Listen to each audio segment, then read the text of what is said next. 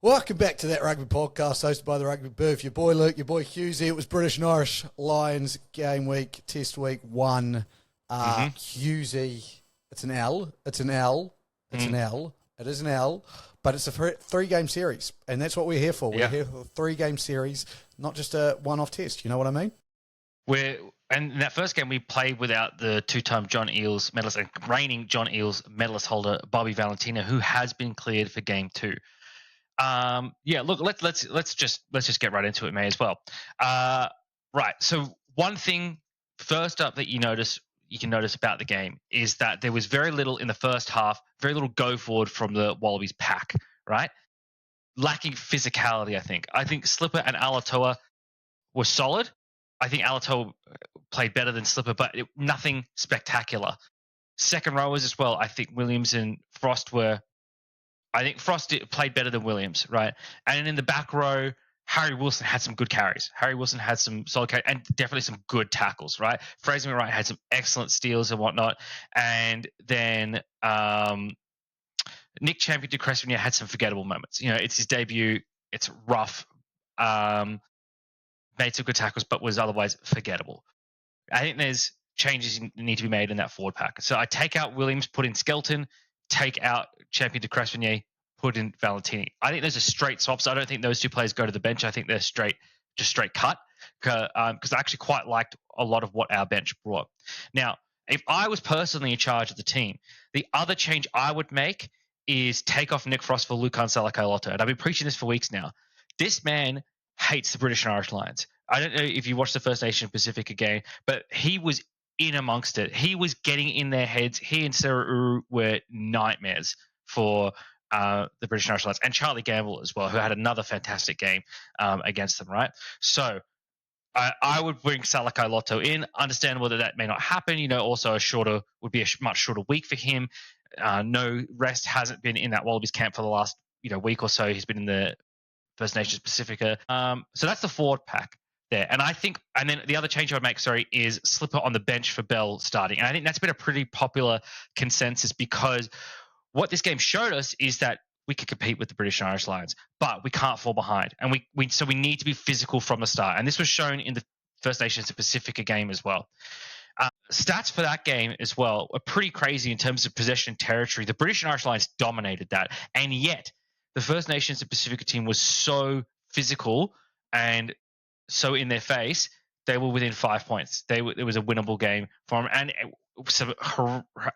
horrific refereeing could have changed the result of that game as well. You know, the Tristan Riley yellow card was fucking nonsense. And then to not go and review Osborne's first try as well when there were 3 players on him, it's like, we check everything else. Why aren't we checking this? So, and we will talk about refereeing in that first test because, golly. But we'll get onto that.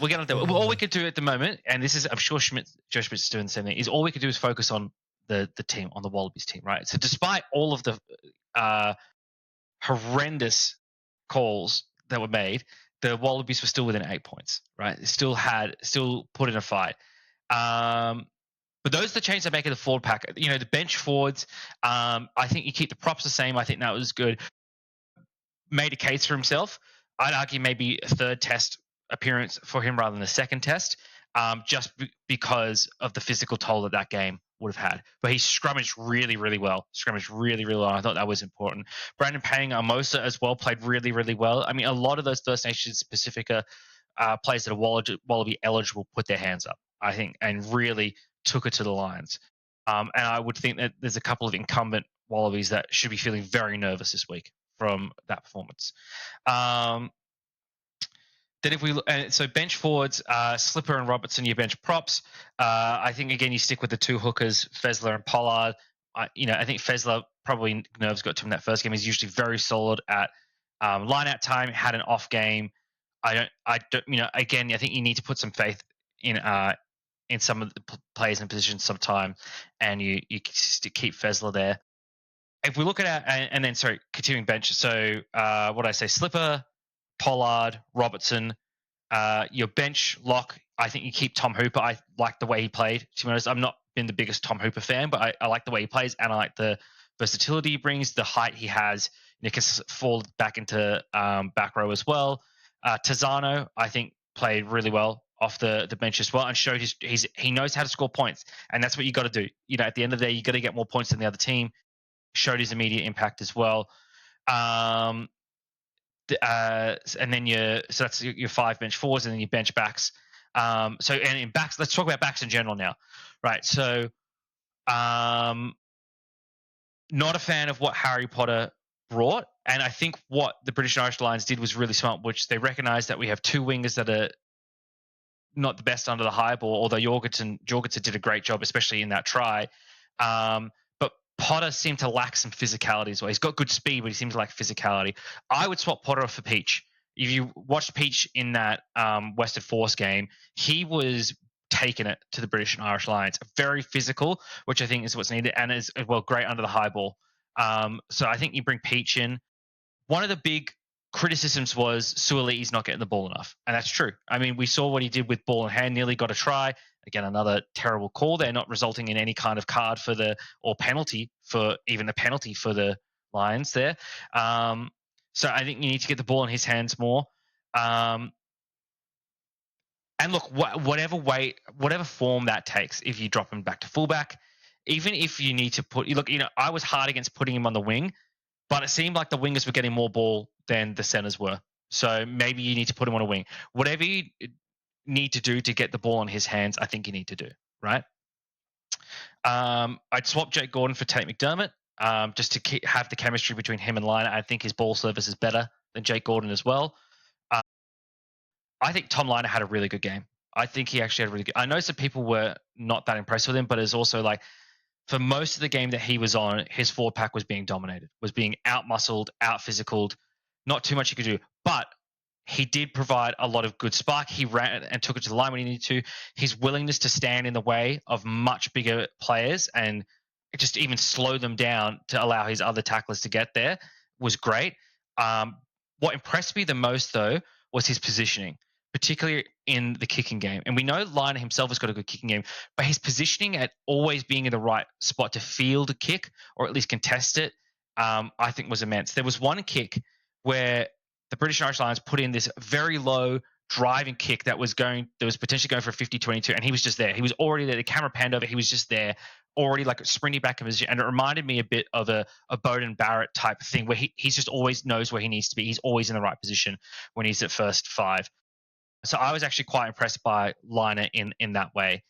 But yeah, I think you swap Tate McDermott in for Jake Gordon. Tom Liner stays at 10. Jorgensen, Peachy wingers. Kitao Suolii stay your centers, and Tom Wright stays your fullback. I wouldn't mind seeing Suoli move to fullback, but I'm just not sure who you put at that inside center position. Maybe put James O'Connor there at 12, and have Ikitau at 13. Right, you have that second playmaker. I mean, we saw what the British and Irish Lions are able to do with First Nations Pacifica with Owen Farrell at that 12 spot, and that having that second playmaking option, they're able to spread the ball around a lot and have a lot more diverse attack. I think that's potentially something the Wallabies could consider as well. But it was an 8-point loss, right? All things considered, when you're missing your World Cup captain, when you're missing your Player of the Year, and it's your second game of the year, when the British and Irish Lions have already had like 6 or so. I think there's a lot of hope to be had for the Wallabies.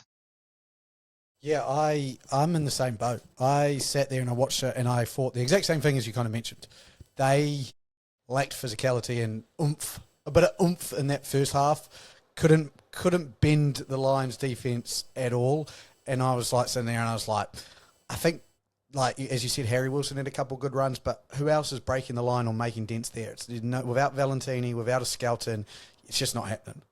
Playing not to lose in the first. They're playing to stay in the game in the first half and then trying to win it in the second, which I understand, but you can't do that against the British and Irish Lions. It's just not going to work. Like Slipper and Alatoa are good props. They're good scrummaging props as well. But I mean, you just look at Ellis Genge and how he was running in that game. Mm-hmm. That you need a prop like that on the field, right? Especially in the first, but for the majority of the game, if for over half the game, right? Because Bell didn't play half a game; he played less than half a game.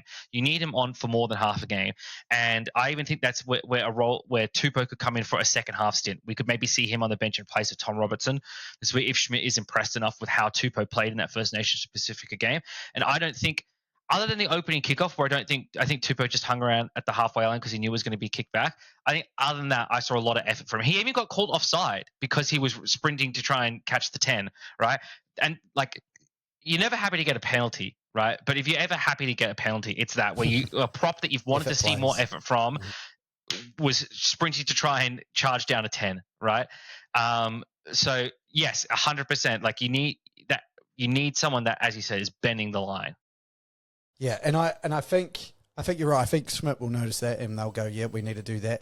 So I go, look, it's been interesting because you think about all the other games, the Super Rugby games. The teams have tended to hang on in the first half, and then the Lions run away with it in the second half and showed their world class ability. In this game, it was like, well, actually, the longer the game went on, the more and the more the Wallabies looked like becoming the better team, if you know what I mean. Like, well, the more minutes they had in their legs, the more time they had playing together as a team. It's the same with First Nations Pacifica.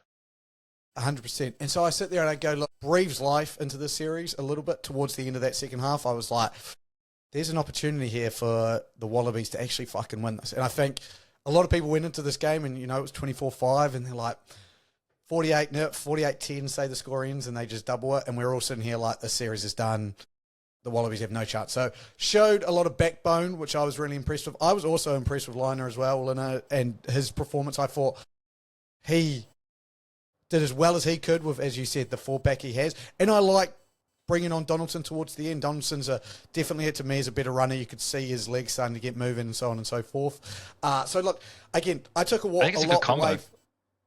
I took a lot away from going, fuck, they could do this. Where pre-game, I was so unsure that they could do this. I was like, I just don't know if this team and the Wallabies have the ability to do it. I came away from the game going, fuck, if they win the second game, it's all on the line. Well, we were not helped at all, and let's talk about it now. We were not helped at all. Are we about to? Is this about to be the Anzac ending of the Anzac? Are you about to take out a New Zealander right here? I'm about to commit some friendly fire here. But look, it's not all on Ben O'Keefe because there's a TMO in that game as well, right? And arguably, it's more on the team. One of the calls is on Ben O'Keefe, which is Tom Liner being taken out in the air. The other two are on the TMO for not properly adjudicating, I think. So let's talk about the first one with Tom Liner, right? Player absolutely taken out in midair. For me, I don't know when that's ever not a yellow card. Like the explanation O'Keefe gave is that, there's a lot of traffic. It was confusion rather than malice. What the fuck is that? Like, he was taken out in the air. He hadn't landed. That is a yellow card. It's pretty clear. I think any other game this season, I don't think I've ever seen that not been a yellow card. I don't think I've ever seen that not be a yellow card, right? That was bad. That one's on Ben O'Keefe, right? I'll just as well just give my thought on that one. When I first watched it, I thought he had timed it perfectly. Like, I was like, that is one of the greatest hits I've ever seen. Watching it back on replay, he is a foot off the ground, like whatever it is. It's not a huge amount, but it's mistimed tackle. And I'm like, I can understand that should never be a red card. Let's stop there. That should never be a red card because he hasn't put him in a dangerous position. It's actually, as tackles in the air go, it's probably relatively one of the safer ones. However, as you said, it's a tackle in the air. And a player's defenceless in the air. And even if they get that toe down, that's the greatest tackle in the world. But they've got a toe down on the ground. And players just need to be safe in the air. I always say it. So I agree it should have been a yellow in my mind. But when I first watched it, I was like, oh my God, that's the greatest tackle I've ever seen. And then I watched back and I was like, oh, it's not the greatest tackle we've ever seen. Yeah, no. It's a great yellow card. Unfortunately, it wasn't given. And imagine the momentum swing in that when they're down a player, right? Then let's talk the clean out on either Alan Alato or Lynn. I think it was on Iketel, right? By the British and Irish Lions prop, right? Now this one's on the TMO because the TMO called this back rightly to review it, but then they just gave it a penalty. The reason that they gave for the penalty is that Iketel was rising, and so that put him in contact with the prop's head. That to me doesn't make any sense because that already means if that player's not rising, that prop is already high. right? If he's rising, he should be hitting him in the midriff. The fact that he's rising and then he's hit him in the head, he's still hit him in the head, right? This because usually the reason you get here given for mitigation of a card offense is the player is lowering, he's ducking, and so therefore the shoulder goes into the head, and that makes sense. But when you're rising, you're already hiding. That implies that if you hit them in the head, if you hadn't made head contact, you would have been over the top of him. So essentially, he's either going to hit him in the head or he was jumping on top of him illegally. Take your pick there, I guess. That to me, I'm not sure how that's not a yellow card. And again, the vast majority of commentators, even British and Irish Lions supporters, we're agreeing with that. Like, that is very lucky not to be a card. Should have been a card, right? And again, huge events to me. Then they had an opportunity for a third card as well. So imagine the British and Irish Lions had played 30 minutes down a man in this game. How different it could be. And they should have, because of the penalties they committed. Don't get me wrong. Like, this isn't me saying like, oh, a missed call cost us the game here. You know, the British and Irish Lions were the better team for the first half, but we won the second half. And the British and Irish Lions were helped by not having their players sent off for committing infractions. The third one was the try that got called back. Now, there's a few different elements to it here. I agree with the no try call, but there was a no arms tackle, so that again should be a yellow or a penalty at the very, very least there. But then as well, the players that dragged Suoli'i back into the in goal never released him as well. Like, that's the reason why he couldn't let go of the ball, because he was never released himself. So again, that's another penalty there. So, and then the fact that that gets a penalty the British and Irish Lions way completely changes the momentum. We're no longer attacking on their goal line. They've put it down the field and they're doing a line out. That's what gives me a lot of hope for the second test, is that we had 3 cardable offenses that weren't given. The Wallabies themselves didn't have any crazy infractions like that, like we usually see out of the Wallabies, right? Like, just being totally honest, that's been recent history for the Wallabies, has been giving away cards and things like that, and we didn't see it. They played relatively disciplined. Of course, you gave away penalties. You know, you're going to give away penalties. No team's going to be perfect. But they didn't give away any cards. So 3 cardable offenses that weren't given, and we were just outside of a converted try. Like, come on. That is, you know, as well, I don't know why. I mean, hopefully they're talking to the referees about offside, because the British and Irish Lions are playing it as close to the hilt as any team. And it's a very Northern Hemisphere team thing to do. They're playing it very close to the hilt with the offsides. And I think we've only seen like 1 or 2 calls against them for offsides. Like, they really need to crack down on that. And I hope Harry Wilson is in the refs' ears about that as well. But yeah, that gives me a lot of hope for the second test. You know, like, it's going to be a huge crowd as well. 90,000 people, 90,000 tickets sold. Majority of them should be Aussies, right? So big, loud crowd getting behind the team in a historic ground in the MCG. The fact that the first game was this close despite the injustices, and, you know, the lack of experience on the part of the Wallabies compared to the Lions, you know, you can come out of that game with a lot of positivity.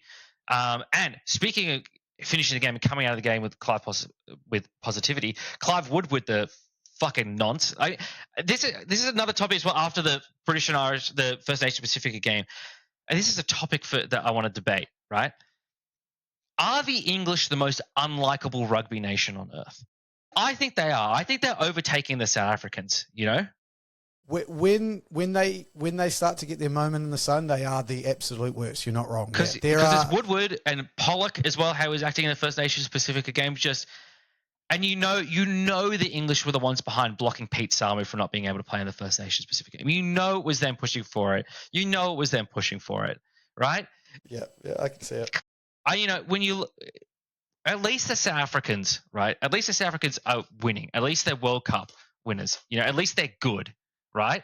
You know, like, come on. At least they're innovating. At least they're doing exciting things.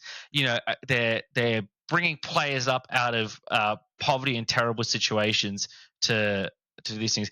You look at the English, right? Henry Pollock, fantastic rugby player. I think he's a future superstar of the game. Like, probably going to be one of the best players in the world for the, you know, next 5 years or so. But what a twat, you know, pulling on Sarah Uru's headgear, right? And then when Sarah Uru pushes him back, he gets into a scuffle. You know what was great though is Uru shoved in the ground and Pollock ended that confrontation cringing like a dog on the ground where he deserves to be. Like, good on you, Uru. And that's the attitude the Wallabies need to take into the game. That's why you need Lukan Salakai Lotto in there, because he'll fucking give it to them, right? Then the other part, obviously, is the Clive Woodward comments about Harry Wilson kicking it out at the end of the game. First of all, we're down 8 points, so there's no way we could have won the game. Nothing that we could have done from that point would have changed the result. However, we just stolen it from the Lions. We're on our own goal line, and we scored the last try of the game. Momentum was all going the Wallabies' way. End the game there. Take that momentum into the next week, which is exactly what I was screaming at the TV, was kick the ball out, take the momentum into next week. Imagine if the Lions had scored again, right? 34-19 sounds a hell of a lot worse than 27-19. Right? Then, in the First Nations and Pacifica game, I'm pretty sure, now this was less than 24 hours ago, but just remembering back, I'm pretty sure the British and Irish Lions kicked that ball out to end the game, right? But they had the ball. It doesn't make any, which one is it? Which one is it, Clive? Is it cowardly move or is it tactical? Which one is it? The Australians not sending enough Wallabies players to the Super Rugby teams for the tour games? Or are we sending too many and so we need to block Pete Samu from playing in the First Nations and Pacifica game? The fucking hypocrisy of it all, right, is 100 times worse than South Africa, right? At least South Africa just think everything they do is perfect and fine. That's fine. At least they're not hypocrites about it. They will say the same thing. They won't change their line on it. The English, though, they're becoming like the French, flip-flopping around, weak-willed, disrespectful. It's just shocking. And you know what? I think this has really pumped up the hate factor for this tour. Before it was like, oh, it's all exciting. It's really cool. It's all great. Now it's like, fuck these guys. They got away with murder in the first test. They blocked Pete Samu from playing the second one. Henry Pollock tried to grab a bit of Sarah Uru's hair and give him a bit of a kiss. These guys need to be taught a fucking lesson. Yeah, I think this has been actually the perfect build up to Test 2 after that. Like Sir Clive saying that. You know what finds it funny? I actually think the argument isn't between the English and the Aussies, it's between a back and a forward. You see Donaldson, a back in that situation, 10 times out of 10 is thinking, we're going to score a length of the field try here and finish on a great note. A forward's like, fuck, we ain't moving past the 22, bud. Let's get rid of this. And I just thought that summed up backs and forwards so well. Donaldson as a 10 is like, we're going to go 100 metres here, lad. And Harry Wilson's like, fuck, we are, bud. Let's end this. Again, I think if you start to overthink that is the dumbest thing. Again, you have lost the game. It doesn't matter. Again, the British and Irish Lions, the only reason they're going to the corner is to heap on the momentum. That's they could have ended the game there. It wouldn't have mattered at all. Tap it out, kick it out. But they wanted the momentum. Chance of you scoring a 100-metre try, low. Chance of you fucking embarrassing yourself, very high by trying to do something. So I've got no problem with it. Again, I understand what Sir Clive's trying to do as well. There is no doubt in my mind he's trying to get under the Aussie skin. He's definitely trying to do exactly what you've done. I don't know if that's a good idea. I don't know if that's what you want to be doing, in my opinion. And we saw it build into the First Nations, bit of scrappiness. Tell you what, I don't think we'll ever see punches being thrown, but I think there's going to be some handbags definitely thrown about in the second game. I think there'll be some fisticuffs. I think there'll be a lot of physicality. I think the absolute pressure of this game now is just the Wallabies are going to do anything, literally anything to win this game. And I don't know if the British and Irish Lions are up to that point yet. I know Andy Farrell will get them there, but I don't know if that team that I saw on the weekend is up to that. And Farrell's come out and said, this is the biggest game of our lives. And, he's right. And I think he's trying to get that understanding still through. As you said, these guys are, especially the English lot, probably private schooled, think they deserve to be there, think they're going to win this 3-0 pretty easily. Henry Pollock's already come out and said that. Farrell will know that that's not the way it's going to be done. But there's a little bit of that belief there that, we're just going to cakewalk this. And it's fuck you, you're not, kind of now from that First Nations game. So, which was a great game as well. Which was a great game. I would love to see that team again. I'd love to see that team do a, play the Wallabies, play the All Blacks type thing as well. Play Fiji as well. New Zealand Māori game. How good would that be? That would be First Nations Pacifica versus Maori All Blacks. That would be sick. Fiji as well is playing really well at the moment. I'd love to see them get a call up into the Rugby Championship as well. They're elevating themselves. They're playing better and better. And I think Australia and New Zealand should do what they can to support them, go over there and play in Fiji. We've already seen the results of including Fiji in Super Rugby Pacific, Moana Pacifica as well. Like building rugby in this region. We need to do it. It's just going to push us to get better as well. But yeah, look, I think Australia, the Wallabies go into the second test with a lot of momentum, with a lot of good spirits, and with a lot of learnings from that first test about, like you think about it, Tom Liner didn't play in the Fiji game at all, right? So he's out, he's sort of out of the loop of, was like this was his first run around with a team. A few of those players as well as their first go on there. Valentini being in, like his momentum in the go forward is huge for the Wallabies. Skelton as well, that big physical presence in the second row, and you get Bell on there as well. You get some of that go forward in the first half. Saying all that, do you think? And I'm sure I think I'm going to be able to predict your answer, but do you think you probably should have played 2 or 3 warm-up games? What are your thoughts on that? I know that the Super Rugby, but I just sat there and I'm like, and I saw a video from Ben Youngs, and he was kind of calling out the idea that how are you, like, you can't use not prepared for a Lions test as an excuse, because it's been planned for 4 years. You know what I mean? So, and again, I know, let's say you can't predict injury. So Noah Lolosio was planning to start. So like this Liner one's a whole new world. But I'm just sitting there and I'm like, at least 2 tests. Like one test just feels, I would have loved, to be honest, I would have loved to have seen the First Nations Pacific team play an extra game against the Wallabies, right? I would have loved to have seen that. Or the Wallabies have the Maori All Blacks over to do something like that. Like highlight some of these special teams that only come together once in a while. That's what this British and Irish Lions tour is designed for, right? Yes, I would have loved to have seen some more warm-up games. I think that's so great for the Wallabies especially, right? Like, and Joe Schmidt, and then next year Les Kiss. Like, this is a new regime. This is a new. It's not like a smooth transition the way we have seen with New Zealand rugby or South Africa, right? Where it's a succession plan, right? And it's been on the cards. This was the last guy dropped a grenade in the chicken pen, and now we've got to do something with the leftovers, right? We got to clean up and get back to business. We've got to start making eggs again, right?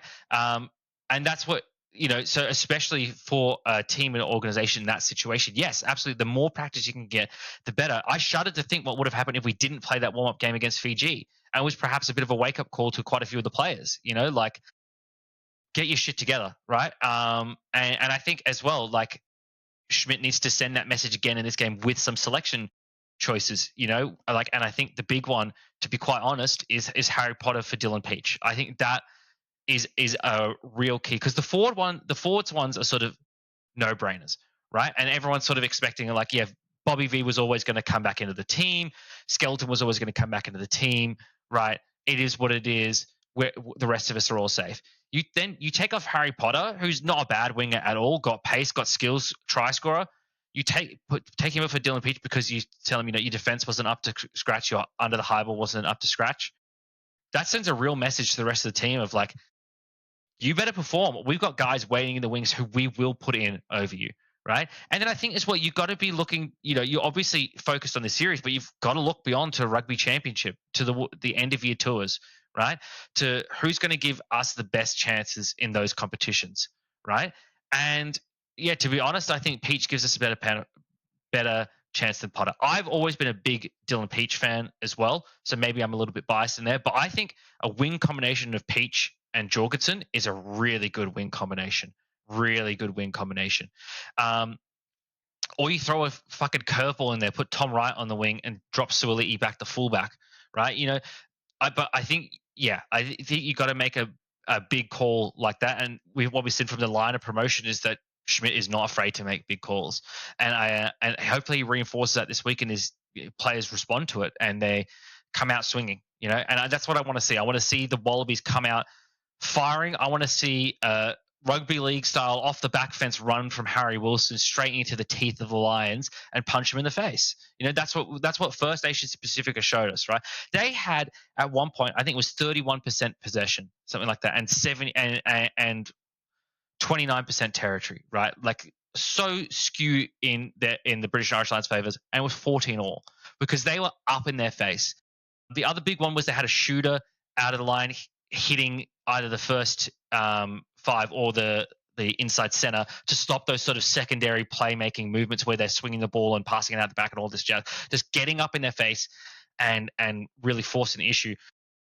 Something that I could even see a Hunter Paisami coming in the team to do. And I'm not a Hunter Paisami fan by any means. I didn't think I was going to hear that. We've established this a lot. But one thing he's very good at is getting up and making a tackle and making a first up tackle and stopping people dead in their tracks. They call him the Hunter Killer Missile for a reason, right?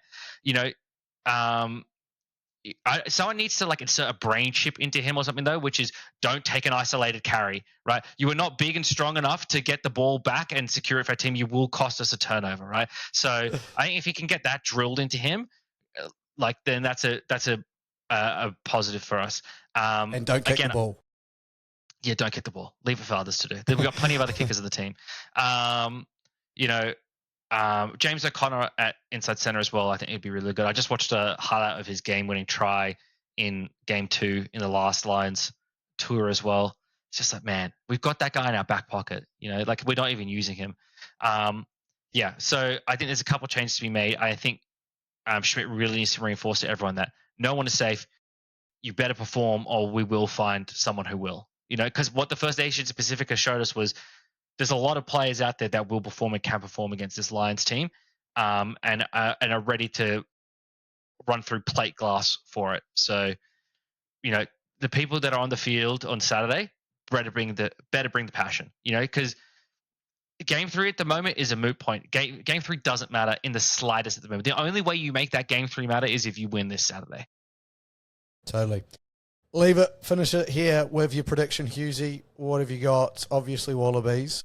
Yeah, obviously the Wallabies. I see this one. I predicted 24-17 for the last game. If the Wallabies were going to win, I think it's still going to be something similar. Maybe 27-17, 27-20. It's a very similar scoreline to the first game. I think you see a very similar scoreline to the first game. Yeah, I'm in total agreement. I think you cannot win the game if the British and Irish Lions score more than 24 points. So you've got to keep them around that 2 to 3 try margin, 2 tries, couple penalty goals. And to do that, you've also got to score 24 points. We saw 17 with a Suaalii. No try. Again, 19. Very close. 19, sorry. So you're around that 24, 26 point margin. I go... That's where it's going to be. So I'm thinking, if I'm predicting it, 26-23, last-minute penalty by Ben Donaldson to win the game. I'm banking on it because I want to see a third test. Yes. But yeah, we're back again next week. Goddamn, get up for a fucking second test. It's the biggest game of the year, I think, is happening in Melbourne this weekend. So we will be back again next week to cover everything on that. For now, I've been Luke. That's been Hughesy. We'll see you later. Goodbye. Peace.